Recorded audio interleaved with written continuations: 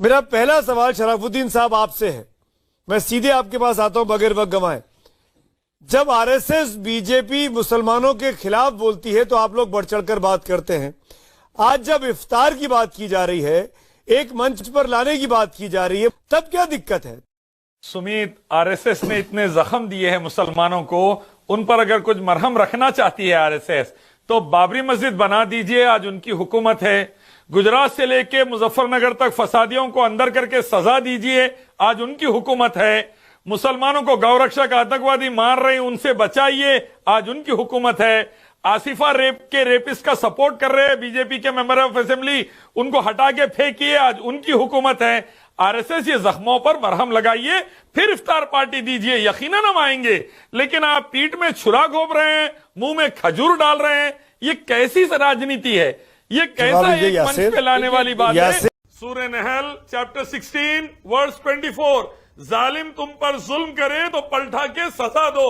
भगवत Gita chapter 4 verse 8, बुराई को खत्म करने लड़ो। जिहाद कहते हैं हर बुराई के खिलाफ कोशिश करना। पैगंबर मोहम्मद सल्लल्लाहु अलैहि वसल्लम ने अबू जहल के खिलाफ, श्री राम ने रावण के खिलाफ जो कोशिश की, अच्छाई फैलाने के लिए, बुराई खत्म करने के लिए, उसे जिहाद कहते हैं। इलियास साहब आप क्या संख्या दे रहे हैं? आप जरा सोच कर कहिएगा। दलितों मुसलमानों को मारने वाली, देश की इकोनॉमी बर्बाद करने वाली और गलत कानून लाने वाली जो गलत पॉलिसीज और शैतानी पॉलिसीज है, इसके खिलाफ खड़े रह के कोशिश करने को जिहाद कहते हैं।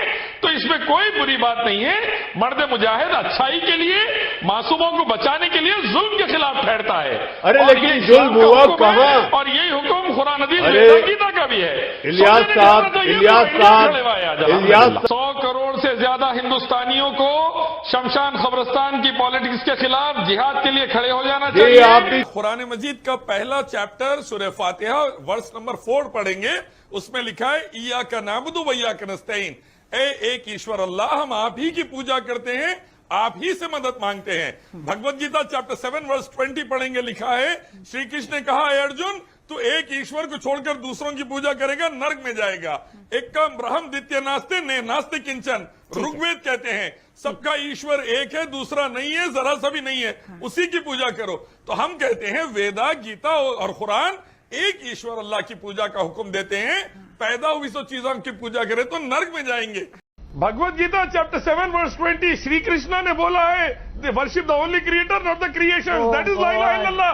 श्री कृष्ण ला इलाहा इल्लल्लाह बोल दिया। मैडम आपको और क्या प्रॉब्लम है भगवत गीता से, कुरान से?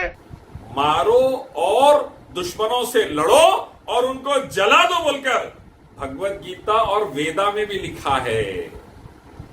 भगवत गीता चैप्टर 2 वर्स 31 से 37 तक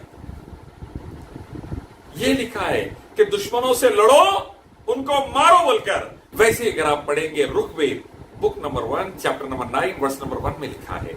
वैसे अगर आप पढ़ेंगे Samaveda book number 6 chapter number 1 verse number 1 में लिखा है। वैसे पढ़ेंगे यजुर्वेद चैप्टर 13 वर्स 12 में लिखा है। वैसे ही पढ़ेंगे Atharvaveda book number 4 chapter number 36 verse number 1 to 4 में लिखे हुआ है कि तुम दुश्मनों से लड़ो, उनको मारो, उनको जला दो बोलकर।